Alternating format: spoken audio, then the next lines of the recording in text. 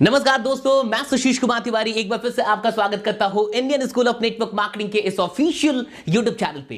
दोस्तों, आज की इस वीडियो को पूरे अंत तक देखिएगा, बीच में छोड़ के मत भागिएगा, क्योंकि आज की इस वीडियो में मैं आपकी एक बहुत बड़ी प्रॉब्लम का अंत करने वाला हूं। मुझसे बहुत लोगों ने यह पूछा है कि सर, हमारे साथ एक बहुत बड़ी प्रॉब्लम है, हमें यह नहीं समझ में आता कि प्लान की शुरुआत कैसे करें। यानी जब हम किसी को प्लान दिखाएं तो शुरू में क्या बोलें, कैसे शुरुआत करें, शुरुआत के वो कुछ शब्द क्या होने चाहिए ताकि हमारा प्रोस्पेक्ट, हमारा गेस्ट हमारे पूरे प्लान को ध्यान से सुने। एक बात समझिए, सुनना अलग है, ध्यान से सुनना अलग है। बहुत सारे प्रोस्पेक्ट आपकी बात तो सुनते हैं लेकिन वो उस पर ध्यान नहीं देते। आखिर कैसे शुरुआत करें कि प्रोस्पेक्ट सिर्फ सुने ना बल्कि ध्यान से सुने, बहुत गौर से सुने और समझने की कोशिश भी करे।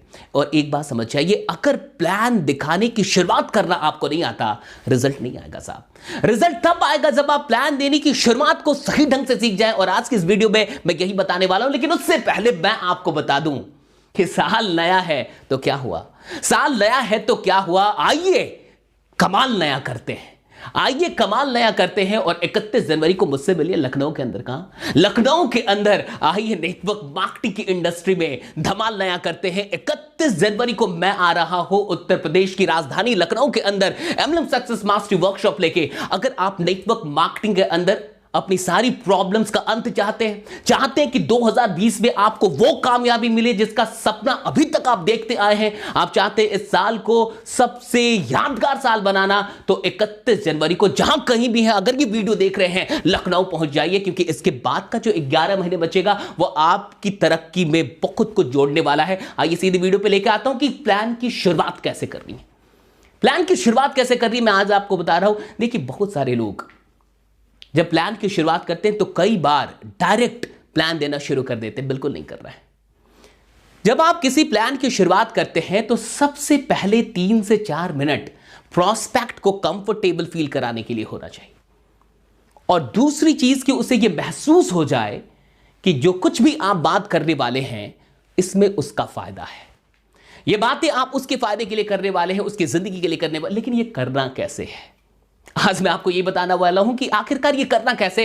देखिए, मैं जो कुछ भी आपको बता रहा हूं, अगर आपने यही बातें एज इट इज भी गेस्ट से कर ली, प्रोस्पेक्ट से कर ली, प्लान दिखाते वक्त आपने एज इट इज जो मैं अभी आपको बताने वाला हूं वो कर लिया, तो डेफिनेटली आपको खुद एहसास होगा कि वाकई अब आपकी प्रेजेंटेशन को लोग गौर से सुन रहे हैं। अब समझिए, अगर किसी को मुझे प्लान देना हो तो मैं सबसे पहले कैसे बात करूंगा। जो भी नॉर्मल जो बातें होती हैं, नाम पूछना, इधर उधर की बात करना, दैट्स ओके। लेकिन मैं अब जब पॉइंट पे आऊंगा तो सबसे पहली बात मैं उनसे ये पूछूंगा कि अच्छा एक बात बताइए, आप यहां आए हैं कि आपको लाया गया है? आप यहां आए हैं कि आपको लाया गया है? समझिएगा, मैं क्या पूछूंगा, आप यहां आए हैं या आपको लाया गया है? अब प्रोस्पेक्ट पूछते हैं मतलब, तो यहां मैं कहूंगा कि अगर आप आए हैं बहुत अच्छा, लेकिन अगर आप लाए गए हैं तो आप डेंजर जोन में हैं। कहने का यह मतलब है कि 2 तरीके के लोग आते हैं। एक जो खुद आते हैं, जिनकी अपनी इच्छा होती है, और दूसरे वो जिन्हें जबरदस्ती लाया जाता है। वो किसी रिश्ते को बचा के रखने के लिए आते हैं, वो किसी और दबाव के चलते आ जाते हैं, यानी उनको लाया गया है। अच्छा, जो लाए गए लोग होते हैं वो डेंजर जोन में होते हैं, उनको इन बातों का कोई खास फायदा नहीं पहुंचता। तो इसलिए मैं जानना चाहता हूं, आप आए हैं या लाए गए हैं। अब जो भी बात है उसके तुरंत बाद मैं आपसे ये पूछूंगा कि आप अगर प्रोस्पेक्ट हैं कि आप आए क्यों हैं, आप क्यों आए हैं। देखिए, क्या पूछना, आप क्यों आए हैं या आपको क्यों लाया गया है। और इसके बाद जो तीसरी बात, अगर मैं देखूंगा कि अगर वो हिचक रहा है कुछ बोलने में, अगर वो लाया गया है तो उसको खुद नहीं पता होगा कि वो क्यों आया है। लेकिन अगर वो खुद चल के आया है, अगर उसकी अपनी इच्छा है तो कुछ ना कुछ बताएगा। लेकिन अगर मुझे लगेगा कि वो थोड़ा सा भी हेजिटेशन में है तो मैं तुरंत उससे पूछूंगा, तुरंत उससे कहूंगा कि मैं सीधे सीधे आपसे एक सवाल करना चाहता हूं। मुझे नहीं पता है कि आप आए हैं या लाए गए हैं, मेरा एक सीधा सीधा आपसे सवाल है कि एक बात बताइए कि क्या आप अपनी जिंदगी में वाकई फर्क और बदलाव चाहते हैं? क्या आप अपनी जिंदगी में वाकई फर्क और बदलाव चाहते हैं? समझिए, क्या आप अपनी जिंदगी में वाकई फर्क और बदलाव चाहते हैं? अब इसका जवाब 99.99% लोग आपसे यही बोलेंगे, हां बिल्कुल मैं चाहता हूं। अब मेरा दूसरा सवाल होगा कि कैसा बदलाव चाहते हैं आप, कैसा फर्क और बदलाव चाहते हैं। अगर वो कुछ बोल रहा है तो इट्स वेरी गुड, अगर नहीं बोल रहा है तो थोड़े वक्त का इंतजार करते हुए हल्का सा मैं समझ जाऊंगा कि वो बोलने वाला है कि नहीं, मैं तुरंत बोलूंगा कि आप कैसा फर्क और बदलाव चाहते हैं, वैसा जो आप अपनी सोसाइटी में, आप अपने समाज में देख रहे हैं कि 20 से 25 साल जिंदगी का लगाने के बाद भी जो बदलाव आप अपने समाज के अंदर लोगों में देख रहे हैं, वैसा फर्क और बदलाव अपनी जिंदगी में लेके आना चाहते हैं, या फिर कुछ अलग, या फिर कुछ अनकॉमन, या फिर कुछ बड़ा। आप कैसा फर्क और बदलाव लाना चाहते हैं, वैसा जैसा कि आप देख रहे हैं, या फिर कुछ अलग। अब इसमें भी 99.99% लोग का जवाब होगा कुछ अलग, क्योंकि वो जो कुछ भी देख रहे हैं उससे बहुत अधिक खुश नहीं है। इसलिए अधिकतर लोग आपसे यही बोलने वाले हैं कि कुछ अलग। अब मेरा अगला सवाल होगा, लेकिन कैसे करेंगे, कैसे लाएंगे? अच्छा, मेरा आपसे यह सवाल है, अब मैं अगला सवाल कर रहा हूं। मेरा आपसे एक और सवाल है कि एक बात बताइए, आपकी भी कहीं ना कहीं आपने एक जिंदगी जी ली है, आपकी एक मैं देख के आपको समझ सकता हूं कि आप में भी अपनी एक मैच्योरिटी है, और इस एज में आते आते इंसान के पास अपना एक बिलीफ सिस्टम तैयार हो जाता है। इंसान का अपना एक बिलीफ सिस्टम तैयार हो जाता है। मैं आपसे पूछना चाहता हूं कि आपका बिलीफ किस पे है, जरूरतों पे या सपनों पे? बहुत गौर से, बहुत बड़ा सवाल है, करके देखिए आप। आपको पूछना है कि आपका अपना एक बिलीफ सिस्टम अभी तक तैयार हो गया होगा। मैं आपसे यह पूछना चाहता हूं कि आपका जो बिलीफ है, आपका जो विश्वास है, वो किस पे है, जरूरतों पे या सपनों पे? अगला, क्योंकि मैंने देखा है कि बहुत सारे लोग अपनी पूरी जिंदगी लगा देते हैं जरूरतों को पूरा करने में, जरूरतों को पकड़ने में। कुछ ही ऐसे लोग होते हैं जो जरूरतों पे विश्वास नहीं करते, सपनों को पाने पे विश्वास करते हैं, सपनों के लिए काम करना चाहते हैं। मैं आपसे यह जानना चाहता हूं कि आपका जो बिलीफ है, आपका जो विश्वास है, वो किस पे है, जरूरतों को पाने में या फिर सपनों को पाने में? यह पूछना है। नेक्स्ट, अब आप इतना जानिए कि अधिकतर लोग आपको यहां भी यही कहने वाले हैं कि मैं सपनों पे विश्वास करता हूं, सपनों को पाने में विश्वास करता हूं।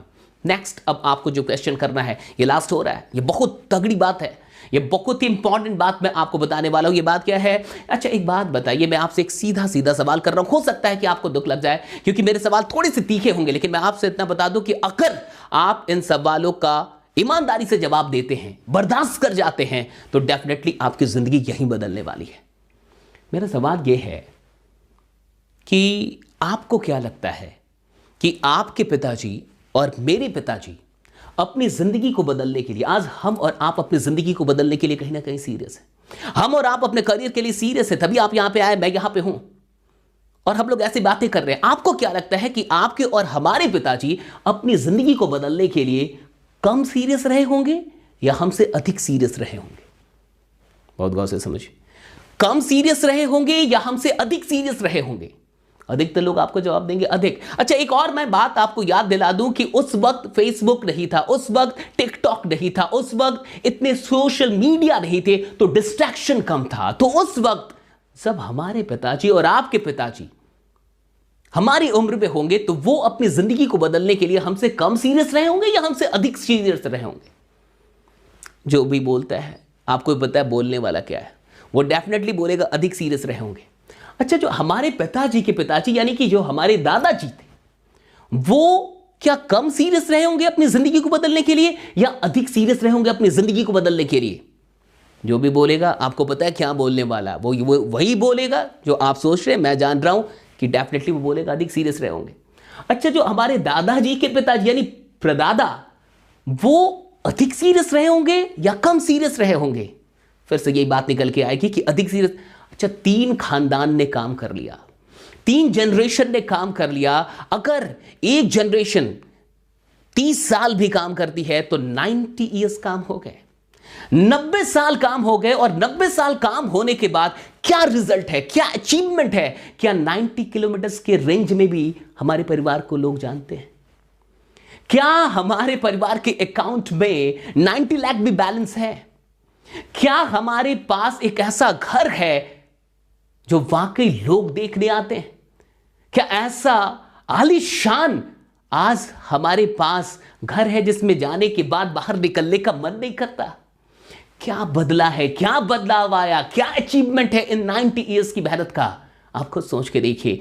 और अगर इसके बाद भी आपको लगता है कि कुछ अलग जानने की जरूरत नहीं है, तो मैं आपसे कहूंगा कि जानना चाहते हैं या जानना चाहते हैं, जानना चाहते हैं या जानना चाहते हैं। अगर जानना चाहते हैं तो चले जाए, कोई बात नहीं है। मैं शेयर नहीं करना चाहता, मैं उन्हीं लोगों से अपना प्लान शेयर करना चाहता हूं जिनके अंदर सपनों की पाने की जिद हो, जिनके अंदर कुछ करके दिखाने की जिद हो। अदरवाइज मैं अपना टाइम और उनका टाइम वेस्ट नहीं करना चाहता। अगर आप जानना चाहते हैं तो रुक जाइए, और अगर आप जानना चाहते हैं तो चाय पीजिए और चले जाइए।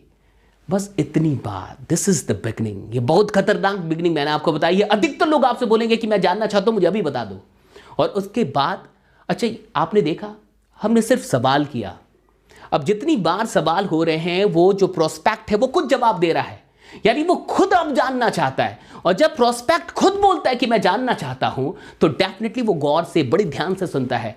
आपने जितने भी सवाल किए, अच्छा इस वीडियो को एक बार फिर से देख लीजिएगा, जितने भी सवाल हुए हैं वो प्रोस्पेक्ट की माइंड सेट को तैयार कर रहा है प्लान के लिए। जितने भी सवाल हमने किए हैं वो पूरा माइंड सेट तैयार कर रहा है। इसकी पूरी डिटेल मैं आपको वर्कशॉप में दूंगा, लेकिन इतना भी कर गए तो बहुत बड़ा काम निकल जाएगा आपको।